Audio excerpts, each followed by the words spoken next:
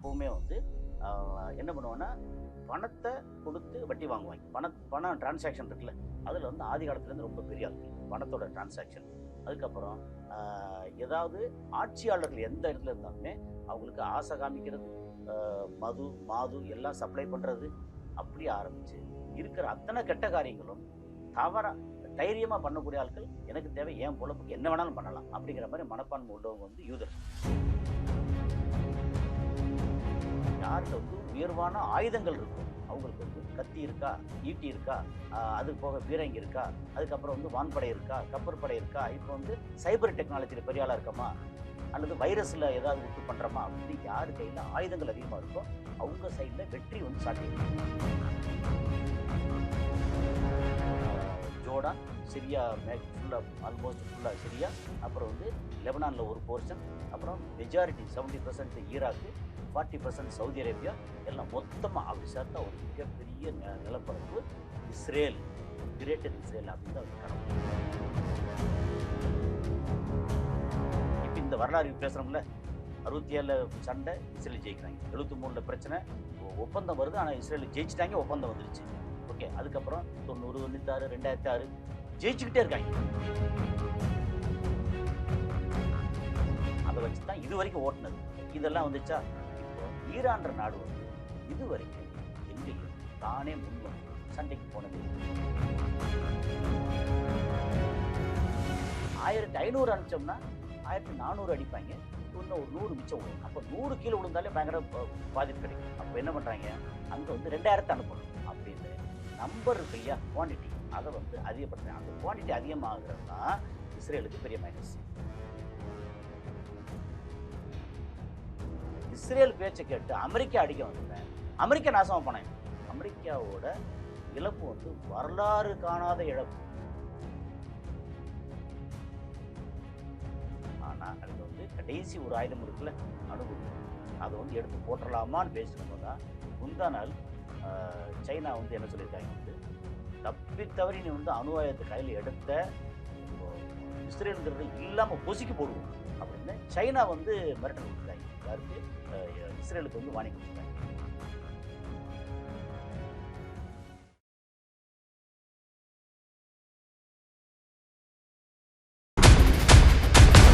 பேர் என்ன?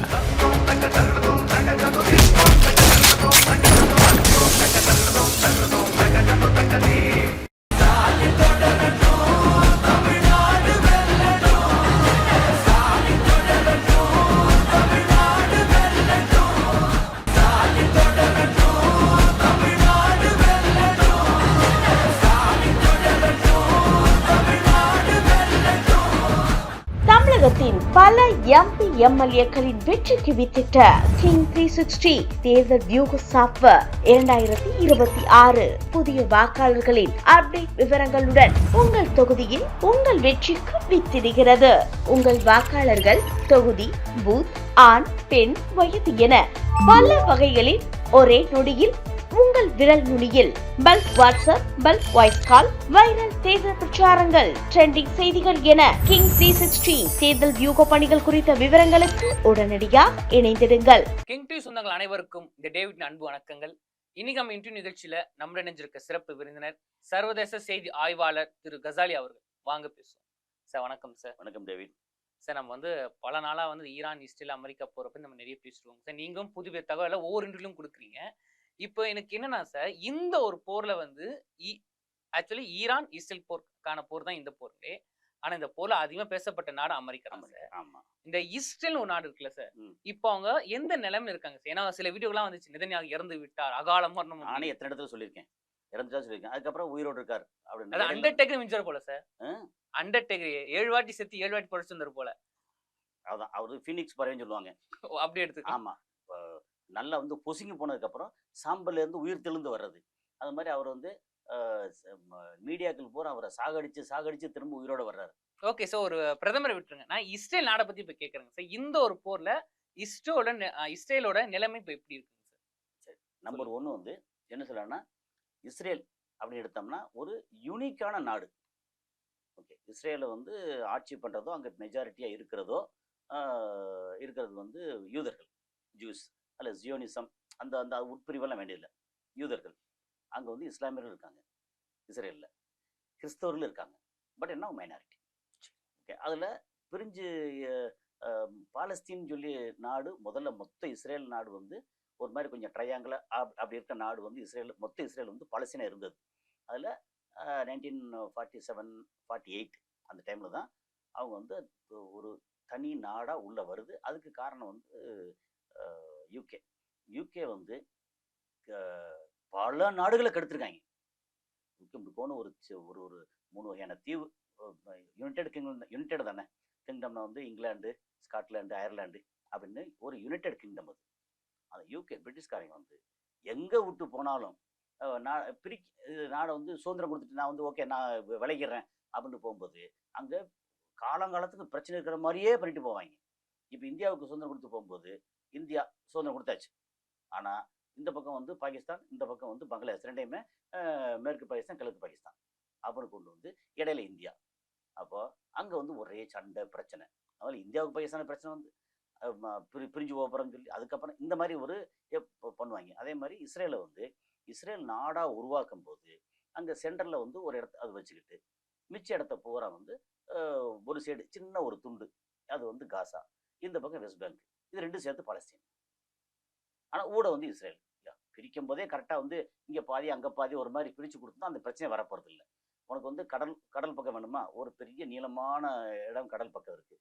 அதில் ஒரு 10-40 கிலோமீட்டர் வரைக்கும் கடல் வந்து இவங்ககிட்ட இருக்குது. யார்? காசா பாலஸ்தீனில் இருக்குது. ஸோ இந்த மாதிரி ஒரு சூழலில் ரெண்டாக பிரித்து விட்டாங்களா. இப்போ மாறி மாறி வந்து சண்டை கிண்டை. அப்புறம் வந்து இவன் வந்து இஸ்ரேல் என்ன பண்ணான்னா, இஸ்ரேலோட மனப்பான்மை ஒன்று இருக்குது. எப்படின்னா, உலகத்திலேயே தான் தான் உயர்ந்தவன், மற்ற அவ்வளோ பேரும் ஓகே இன்க்ளூடிங் கிறிஸ்தவர்கள், இந்துக்கள், இஸ்லாமியர்கள் அவ்வளோ பேரும் எங்களுக்கு சேவை செய்ய பிறந்தவர்கள். ஸோ ஒரு விஷயம் சொன்னீங்க, அதாவது இஸ்ரேல் இருக்கின்ற அந்த இயேசு கிறிஸ்துவ வரலாற்றையும் தப்பாக தான் சொல்கிறாங்க அப்படின்னு. அப்போ இப்போ அந்த ஈரானோட இப்போ இங்கே மோதும் போது ரொம்ப பின்தங்கி இருக்கிறாங்களோ அந்த வரலாற்றை ஒப்பிடும்போது, அப்படிப்பட்ட ஒரு இஸ்ரேல் நாடு ஆனால் இன்னைக்கு வந்து ஈரான் கிட்ட மோதும் போது தான் தான் ஒரு பெரிய ஆள் இருக்கணும்னு நினைச்ச அவங்க தெரியாம முதலிட்ட போய் தலையை கொடுத்துட்டாங்களோ அப்படின்னு விஷயம். அதுக்கு என்ன காரணம்? இந்த மாதிரி இந்த வரலாறு சொல்றோம்ல, இதுல வந்து ஒவ்வொரு இடமா அடிக்கிறாங்க, வெற்றி அடிச்சுட்டே வராங்க. வெற்றி வெற்றி மேலும் வெற்றி. ஓகே, அப்போ 48ல் ஃபார்ம் பண்ணும்போது சின்ன இடமா ஃபார்ம் பண்ணுறாங்க. அதுக்கப்புறம் அவங்க கையில் ஆயுதம் இருக்குது. பின்னாடி வந்து இந்த ஏரியாவில் வந்து நமக்கு ஆள் தேவை, ஒரு வேட்டை நாய் தேவை அப்படின்னு அமெரிக்கா நினைக்குது. ஆக்சுவலாக ஃபார்ம் பண்ணது பிரிட்டிஷ்காரன். ஃபார்ம் பண்ணி இங்கே வந்து ஏன்னா பிரிட்டிஷில் வந்து அவங்க யூதர்கள் எப்போவுமே வந்து என்ன பண்ணுவாங்கன்னா பணத்தை கொடுத்து வட்டி வாங்குவாங்க. பணம் டிரான்சாக்ஷன் இருக்குல்ல, அதில் வந்து ஆதி காலத்துலேருந்து ரொம்ப பெரிய ஆட்கள் பணத்தோட டிரான்சாக்ஷன். அதுக்கப்புறம் ஏதாவது ஆட்சியாளர்கள் எந்த இடத்துல இருந்தாலுமே அவங்களுக்கு ஆசை காமிக்கிறது, மாது எல்லாம் சப்ளை பண்ணுறது, அப்படி ஆரம்பித்து இருக்கிற அத்தனை கெட்ட காரியங்களும் தைரியமாக பண்ணக்கூடிய ஆட்கள். கொஞ்சம் கூட வந்து என்ன சொல்லணும்னா ஒரு மனக்கிலேசம், ஐயோ இப்படி பண்ணிட்டோமே அப்படிலாம் ஒன்றும் கிடையாது.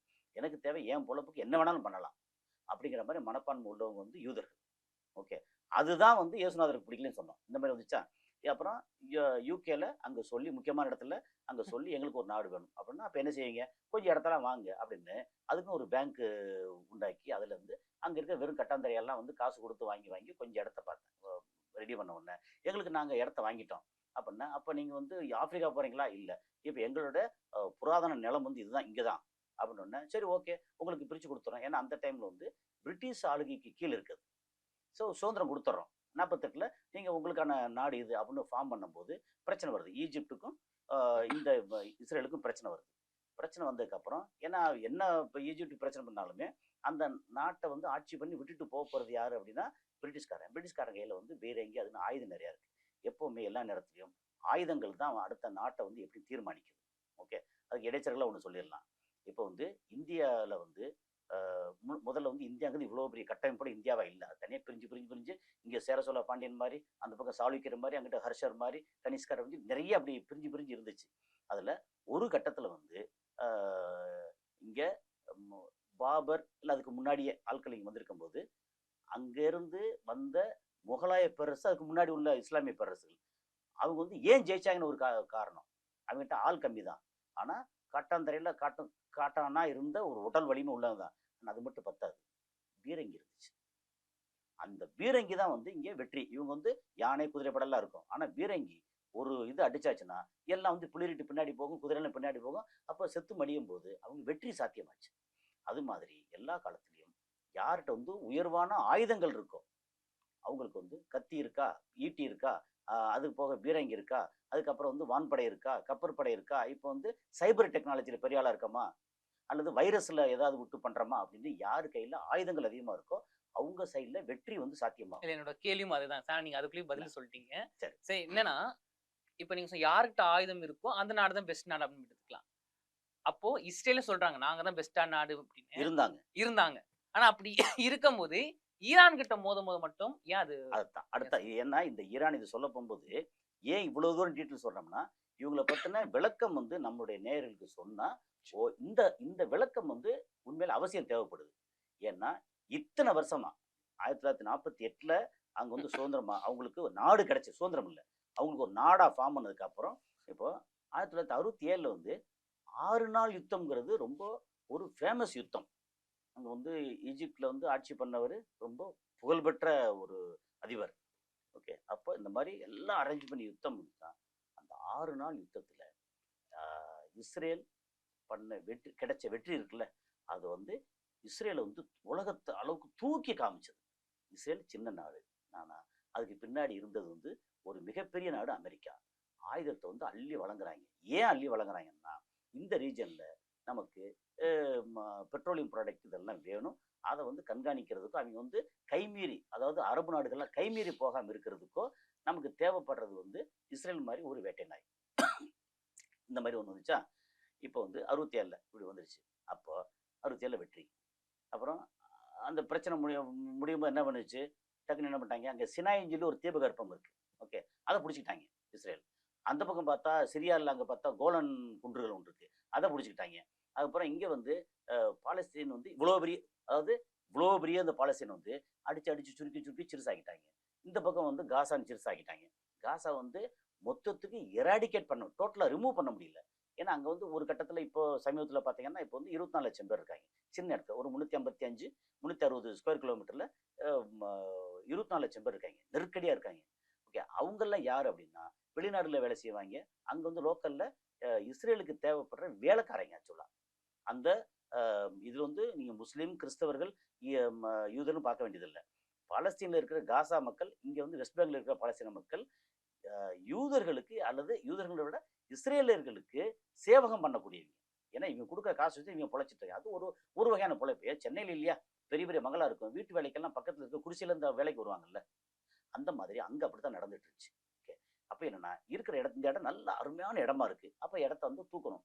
அப்புறம் கிரேட்டர் இஸ்ரேல்னு சொல்லி மொத்தம் இந்த சினாய் தீபகற்பத்திலிருந்து எகிப்துல வந்து கைரோ தலைநகர் இருக்கு இல்லையா, கைரோலேருந்து ஆரம்பிச்சு ஃபுல்லாக சினாய் தீபகற்பம், இந்த பக்கம் வந்து ஃபுல்லாக ஜோர்டான், சிரியா, ஃபுல்லாக ஆல்மோஸ்ட் ஃபுல்லாக சிரியா, அப்புறம் வந்து லெபனானில் ஒரு போர்ஷன், அப்புறம் மெஜாரிட்டி 70% ஈராக்கு, 40% சவுதி அரேபியா, எல்லாம் மொத்தமாக அப்படி சேர்த்தா ஒரு மிகப்பெரிய நிலப்பரப்பு இஸ்ரேல், கிரேட்டர் இஸ்ரேல் அப்படிங்கிறது அவங்க கனவு. சரி, அந்த கிரேட் ஈஸ்டோட கனவு இப்போ கொஞ்சமா உடஞ்சிட்டு இருக்குங்களோ? ஏன்னா வரலாற்று ஆய்வு வரலாற்று உடஞ்சிருச்சு.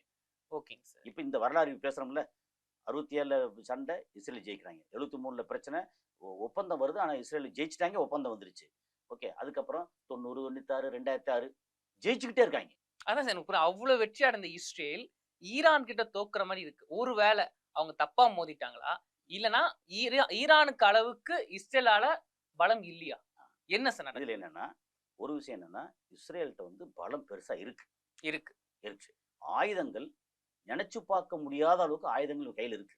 சரி, ஒன்று வந்து தாக்கக்கூடிய ஆயுதம், அவங்க மிசைலா இருக்கட்டும் அல்லது ஃபைட்டர் ஜெட்டா இருக்கட்டும், எல்லாமே அமெரிக்காவோட தயாரிப்பு நிறைய இங்கே இருக்கு.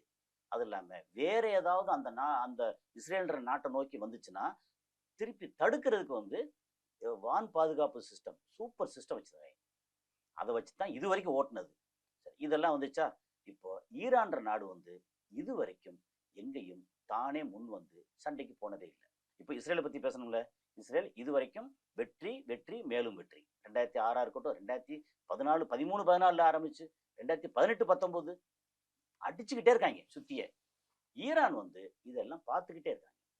ஓகே, இப்போ இப்போ 91க்கு அப்புறம் வந்து ஈராக்கில் பிரச்சனை வந்துச்சு. அப்போ இதை வந்து 80களில் ஈரான் ஈராக்கு பிரச்சனை. அது வந்து அமெரிக்கா சதாம் ஹுசேனுக்கு வந்து ஃபியூல், அதாவது பணம் ஆயுதமெல்லாம் கொடுத்து ஈரானோட சண்டை போட வச்சாங்க.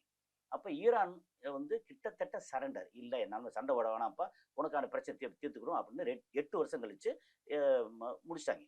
ஓகே, 89ல் கிட்டத்தட்ட 88 89 முடிஞ்சிருச்சு.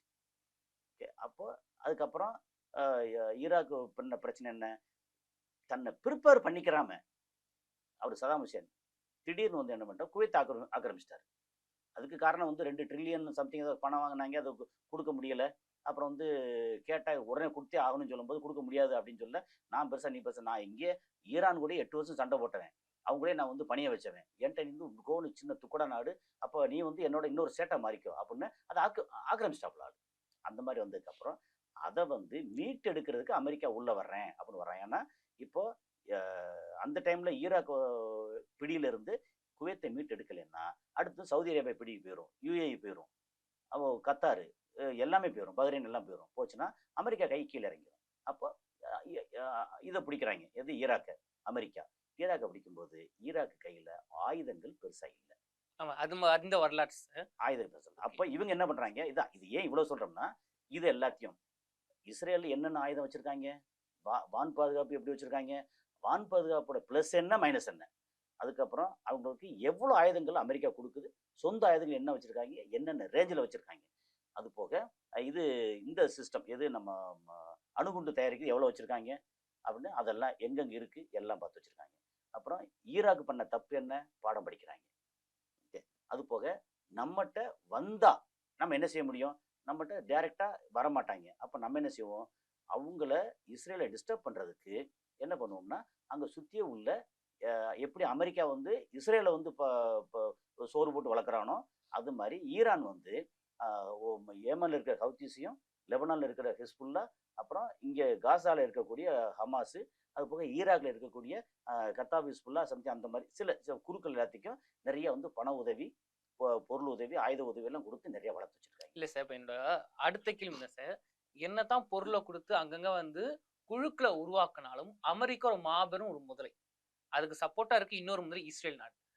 அமெரிக்கா ட்ரம்ப் அவர்கள் ஸ்டேட்மெண்ட் சமீபத்தில் கொடுக்கும்போது கூட தைரியமா ஈரான் அரசே சொல்றாங்க அவர் பொய் சொல்றாங்க. இதை சொல்லுவாங்களே, ஏன்டா பச்சை பொய் சொல்றேன். கேள்வியில ஒரு விஷயம் இருக்கு, சொல்லுங்க. இவன் கவனிச்சான்னு சொல்றோம்ல, அமெரிக்காவோட பலம் என்ன பலவீனம் என்ன, ஓகே, இஸ்ரேலோட பலம் என்ன பலவீனம் என்ன, இதை பூரா ஸ்டடி பண்ணாங்க ஈரான்.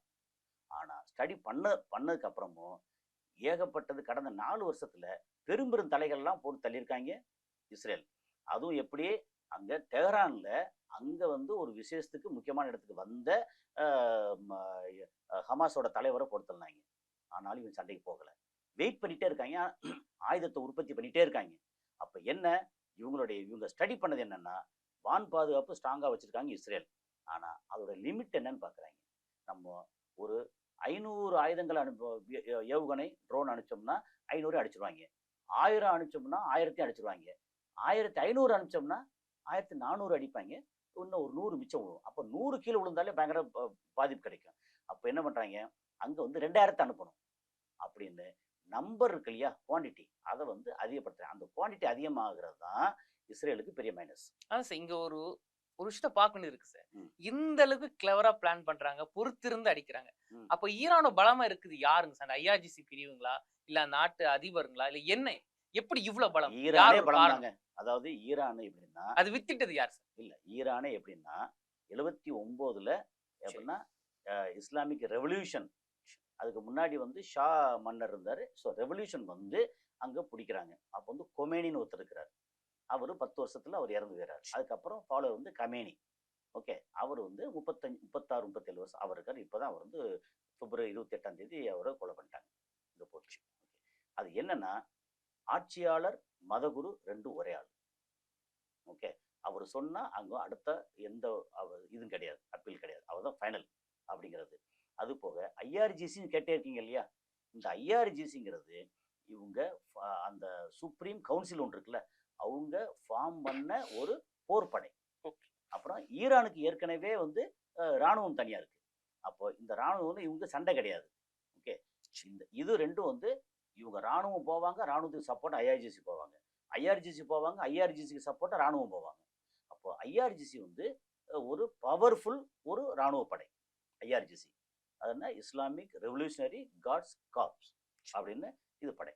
ஓகே, நமக்கு என்சிசின்னு சொல்லும் இல்லையா, அது ஸ்கூல் லெவலில் காலேஜ் லெவலில் இருக்கிறது. அங்கே வந்து பார்த்தா நாட்டு லெவலில் இருக்கிறது. ஸோ இந்த மாதிரி இதை வந்து பலம் என்ன பலவீனம் என்ன. சரி, இப்போ இஸ்ரேலோட பலம் பலவீனம் என்ன, இவ்வளோ ஆயுதம் இருக்குது, இதுக்கு மேலே சேர்த்து அடிக்கும் போது அவங்களால தாங்க முடியாது. ஒன்று கண்டுபிடிச்சாங்களா, சேர்த்து அடிக்கிறாங்க. நம்பர் 1. அமெரிக்காவோட பலம் என்ன பலவீனம் என்ன. அமெரிக்காவோட பலம் வந்து வானத்திலேருந்து அடிக்கிற பயங்கரமான ஜெட்டுக்கிட்ட அடிக்கிறாங்க. அதுக்கு இன்டெலிஜென்ஸ் வேணும். எங்கெங்கே இருக்குது, அவங்களுடைய நிலை எங்கே இருக்குது, அவங்களுடைய தாட் சிஸ்டம் எங்கே இருக்குது, பேட்ரியாட் சிஸ்டம் எங்கே இருக்குது அப்படின்னு அதெல்லாம் வேணும். அந்த பூரா கம்ப்ளீட்டாக டீட்டெயில் கொடுத்து உதவுனது சைனாவும் ரஷ்யாவும். ஓகே, அப்போ இவங்களுக்கு என்ன, இவங்க கையில் ஆயுதங்கள் எக்கச்சக்கமாக உற்பத்தி பண்ணி வச்சுருக்காங்க. ஓகே, அப்புறம் போராடுறதுக்கு பயங்கரமான வீரர்கள் நிறையா இருக்காங்க. அப்புறம் கடலில் வந்து ஃபாஸ்ட் போட்டுங்கிறது வந்து தற்கொலை போட்டு மாதிரி ஆட்டோமேட்டிக்காக வந்து சினிமாவில் காமிக்கணும், அடிக்கும், தானே அடிக்கும். ப்ரோக்ராம் போட்டு விட்டு அப்படி கிளப்பி விட்டாச்சுன்னா சல்லுன்னு போய் எவ்வளோ பெரிய கப்பலுக்குன்னா மோதும், அது திரும்பி வராது, அவ்வளோதான், மோதி உடஞ்சிரும் அந்த மாதிரி. ஸோ அது தற்கொலை என்ன சூசைடல் போட்டு. அதே மாதிரி ட்ரோன் இருக்குல்ல, அதை அனுப்பிச்சு விட்டா நேராக போய் டார்கெட்டை வந்து அட்டாக் பண்ண இல்லை அப்படியே செத்துரும். அது வந்து சூசைடல் ட்ரோன் அது. ஓகே, அந்த மாதிரி. ஸோ எல்லாமே கையில் ரெடியாக வச்சுருக்காங்க. அப்போ எங்கே போய் அடிப்பான் இருக்குல்ல, இதுக்கு முன்னாடி அடிக்கும்போது தவறி விழுந்துச்சு இடத்துக்கு. இப்போ அப்படி இல்லை. இப்போ சொன்னபடி ஒரு 10 மீட்டர் 20 மீட்டர் 50 மீட்டர் ரேடியஸ்க்கு உள்ள கரெக்டாக போய் அடிக்குது. இதுக்கு கடைசி உதாரணம் என்ன தெரியுமா, 3 நாளைக்கு முன்னாடி சவுதி அரேபியாவில் பிரின்ஸ் சுல்தான் ஏர்பேஸ் ஒன்று இருந்துச்சு. அதில் கிட்டத்தட்ட 700 மில்லியன் யூஎஸ் டாலர் வேல்யூ உள்ள 700 மில்லியன், அதோட கூட நினைக்கிறேன். அந்த E3 அவாக்ஸ்னு ஒன்று இருக்குல்ல, ஆமாம் சார், அதுதான் வந்து அமெரிக்காவோட முக்கியமான கண்ணு மூளை எல்லாம் அதுதான். ஓகே, அதுதான் அவ்வளோ தகவலை கம்ப்ளீட்டாக எடுத்து சேமித்து அது மேலே பறந்துகிட்டே இருக்கும், கீழே வந்து இருக்கும், அங்கே சேமித்து அத்தனையும் வந்து கம்ப்ளீட்டாக கொடுக்குது. அது கொடுக்குற தகவல் தான் அமெரிக்காவுக்கு முக்கியமான மூளை. அந்த அமெரிக்கா வந்து இஸ்ரேல் கொடுக்குறான், இஸ்ரேல் கரெக்டாக அடிக்கிறான். அதை வந்து கரெக்டாக அந்த இடத்துல அந்த பாடியில் செகண்ட் பார்ட் இருக்கு இல்லையா, முன்னாடி உள்ள பார்ட்டு வந்து பைலட் உட்காந்துருக்கு இதெல்லாம் இருக்கு இல்லையா, செகண்ட் பார்ட்டு தான் அவ்வளோ விஷயங்களையும் சேமித்து வச்சிருக்கக்கூடிய சிஸ்டம்ஸ், எலக்ட்ரானிக்ஸ். அதை கரெக்டாக குறி வச்சு ஒரு 4-5 ட்ரோன் மிசைல் அடித்தாங்க, சுக்குநூற உடஞ்சிருச்சு. அப்போது இவ்வளோ துல்லியமாக இன்டெலிஜென்ஸ் டீட்டெயில் கொடுத்தது யார், சைனாவும். சைனா என்ன பண்ணிக்காங்கன்னா, இந்த மேலேருந்து சேட்டலைட்லேருந்து டீட்டெயில் கொடுப்பாங்கல்ல, அது கிட்டத்தட்ட 50-55 சேட்டலைட் ஓடிட்டுருக்கு. இதுக்காக மட்டும். அமெரிக்காட்ட எவ்வளோ இருக்குது அப்படின்னா ஒரு 25 இருக்குது. அதில் சைனாவிலேருந்து பாதி தான் இருக்குது. அப்போ சைனா வந்து நெட்வொர்க்கில் இவ்வளோ டீட்டெயிலாக வந்து இன்டெலிஜென்ஸ் வச்சுருக்காங்க. அதை வந்து அப்படியே எடுத்து ஈரான் கொடுக்குறாங்க. அதே மாதிரி இவங்க ரஷ்யா அப்போ அடிக்கிறாங்களா. இப்போது இவங்களுக்கு தேவையான அளவுக்கு எக்கச்சக்கமாக ஆயுத உற்பத்தி நிறையா பண்ணி வச்சுருக்காங்க. இன்டெலிஜென்ஸ் அவன் கொடுக்குறான், சொல்லி அடிக்கிறான். அடிக்கும்போது அமெரிக்காவோட பலம் என்ன, வானத்தில் வந்து அடிக்கக்கூடிய ஃபைட்டர் ஜெட்டு. அந்த ஃபைட்டர் ஜெட்டை கண்டுபிடிக்கிறதுக்கு சைனா ஹெல்ப் பண்ணுறான். கண்டுபிடிச்சி அடித்து F-35 வரைக்கும் அடிச்சிட்டாங்க, எல்லாத்தையும் அடிச்சிட்டாங்க. KC-135 F-35 ஆரம்பித்து எல்லாத்தையும் அடிச்சாச்சு. அப்புறம் தாட் சிஸ்டம் எது வந்தாலும் அதை வர்றதை வந்து பார்த்து தாக்குறது, அதையே போய் தாக்குனாங்கன்னா தாட் சிஸ்டம் 6 தாட் சிஸ்டம் அடிச்சுக்காங்க. அது போக வந்து பேட்ரியாட் 33 பேட்ரியாட்டை ஏற்கனவே 2 வாரத்துக்கு முன்னாடி 33 பேட்ரியாட் அடிச்சிட்டாங்க. அங்கே வந்து பேட்ரியாட்டும் பெருசாக இல்லை. ஆனால் யுஏயில் வந்து கொஞ்சம் இருக்குது, அதை வச்சு பார்த்து அடிக்கிறாங்க, திருப்பி தாக்குறாங்கன்னு வச்சுக்கோங்க. ஆனால் என்ன பண்ணாலும் இங்கே நம்ம இஸ்ரேலை பற்றி பேசணும். இஸ்ரேல் வந்து குட்டி நாடு தான், ஆனால் கிரேட்டர் இஸ்ரேல், நாங்கள் தான் உயர்ந்தவர்கள், எங்களுக்கு கீழே தான் எல்லாம் அப்படின்னு. அது எப்படின்னா, நாங்கள் பணம் வசதி இதுக்காக எந்த எல்லைக்கும் போவோம் அப்படிங்கிற மனப்பான்மை உள்ள அவங்க. ஈரான் எப்படி அப்படின்னா, எங்களுக்கு இதுதான் வாழ்க்கை, இப்படித்தான் நாங்கள் இருப்போம், எங்களை தொட்ட நீ கெட்ட அப்படிங்கிறது. ஸோ இவங்க வந்து ஆயுத பலத்தில் ரொம்ப ஸ்ட்ராங். அப்புறம் இன்டெலிஜென்ஸில் வந்து இஸ்ரேல் வந்து ரொம்ப ஸ்ட்ராங்காக இருந்தாங்க. இன்னைக்கு அதை தாண்டி அளவுக்கு ஸ்ட்ராங்காக வந்து சைனா சப்போர்ட் பண்ணுறாங்க. ஏன்னா சைனாவுக்கு வந்து ஈரான் தேவை, ஈரானோட ஆயில் தேவை. அந்த மாதிரி ஒரு சிஸ்டத்தில் இன்னைக்கு இஸ்ரேல் அடிச்சுட்டே வந்தவன். ஏன்னா எல்லா காலத்தும் ஒரே மாதிரி பண்ண முடியாதுல்ல, இஸ்ரேல் அடிச்சுட்டே வந்தவன். இஸ்ரேல் இப்போ வந்து மொத்தத்துக்கு கிட்டத்தட்ட ஒரு 60-70% நாசமாக போயிட்டாங்க. இனி அவன் எதிர்க்க முடியாது. இஸ்ரேல் பேச்சை கேட்டு அமெரிக்கா அடிக்க வந்தவன் அமெரிக்கா நாசமாக போனான். இப்போ அமெரிக்காவோட இழப்பு வந்து வரலாறு காணாத இழப்பு. சரி. ஓகே, அதை பத்தி பேசணும்னா ஒரு முழு இதை பேசலாம். அது எத்தனை இது வான் பாதுகாப்பு சிஸ்டம் இழந்திருக்காங்க, அதோட ரேட் எவ்வளவு, அப்புறம் USS Abraham Lincoln, USS Gerald Ford, அதுக்கு கூட வந்த ஒரு 12 டெஸ்ட்ராயர் கப்பல் எல்லாமே வெளியே போயிடுச்சு, முடிஞ்சு போச்சு. அப்போ கடல்ல இருந்து பாதுகாப்பு இல்லை, வான் பாதுகாப்பு அடிச்சுட்டேன். இப்போ வந்து கிரவுண்ட் ஃபோர்ஸுக்கு தரைவழி அப்படின்னு அது வந்து போக மாட்டாங்க. சரி. உள்ள போனா எங்களுக்கு பணம் தான் வரும், நாங்க போக மாட்டோம் அப்படின்னு அமெரிக்காவோட அதிபர் பேச்சை எதிர்த்து முடியாதுன்னு சொல்ற அளவுக்கு வந்துருச்சு. America total failure. அதுக்கு காரணம் வந்து இவங்க பொறுமையா நமக்கு தாக்குறதுக்கு இவங்கள போய் தாக்க வந்தா நம்ம எப்படி நம்மளை தடுக்கிறது அப்படின்னு தடுக்கிறதுல வந்து ரொம்ப அழகா இவங்களை சுத்தியே வந்து இருக்கிற நாடுகள் இருக்குல்ல, அமெரிக்காவோட தளங்கள் 27 தளங்கள், அங்க 27 தளத்தை அடிச்சிட்டாங்க. சரிங்க. 13 தளத்தை வந்து சுக்குநூறு அடிச்சிட்டாங்க. இன்னும் மிச்சம் இருக்க ஒரு 14 தளத்தை இனிமே ஆபரேட் பண்ண முடியாத தாக்கிட்டாங்க. அப்ப மொத்தத்துக்கு முடிஞ்சு வச்சு. இதனால இஸ்ரேலும் பயந்து போச்சு. இஸ்ரேல் முடிஞ்சு வச்சு. இஸ்ரேல் வந்து இனியும் வந்து வாழ ஆட்டவே முடியாது, எல்லாத்தையும் ஒட்ட நறுக்கிட்டாங்க. அப்போ யூத இனம் தான் ரொம்ப உயர்ந்த இனம் அப்படிங்கிறதெல்லாம் ஒரு வெங்காயம் கிடையாது அப்படின்னு இவங்க நிரூபிச்சிருக்காங்க. இப்போ யூத இனம் என்ன பண்ண போறது தெரியாம முழிச்சுக்கிட்டு இருக்காங்க. ஆனா அவங்க வந்து கடைசி ஒரு ஆயுதம் இருக்குல்ல, அணுகுண்டு, அதை வந்து எடுத்து போட்டுடலாமான்னு பேசிட்டு இருக்கும்போது தான் முந்தா நாள் சைனா வந்து என்ன சொல்லியிருக்காங்க, வந்து தப்பி நீ வந்து அணு ஆயுதத்தை கையில் எடுத்த உங்க இஸ்ரேலுங்கிறத இல்லாம பொசுக்கி போடுவோம் அப்படின்னு சைனா வந்து மிரட்டல் கொடுத்துருக்காங்க. யாருக்கு?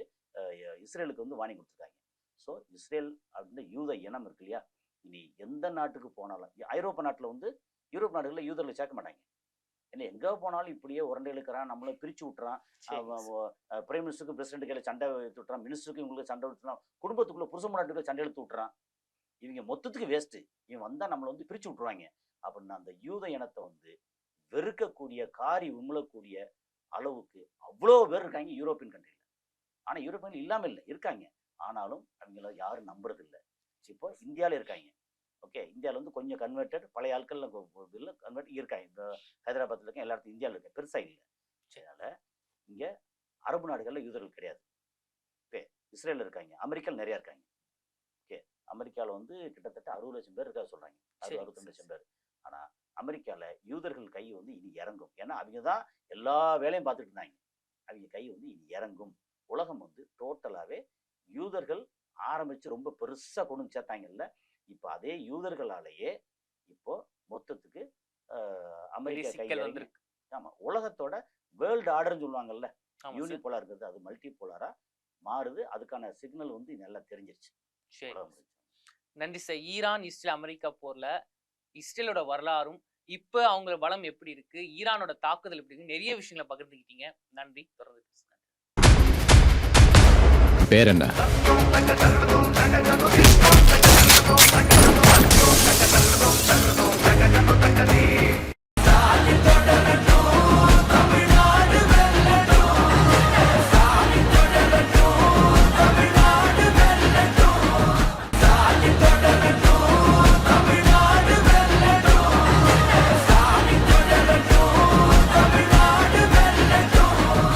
தமிழகத்தின் பல எம்பி எம்எல்ஏக்களின் வெற்றிக்கு வித்திட்ட கிங் 360 தேர்தல் வியூக சாப்ட்வேர் 2026 புதிய வாக்காளர்களின் அப்டேட் விவரங்களுடன் உங்கள் தொகுதியில் உங்கள் வெற்றிக்கு வித்திடுகிறது.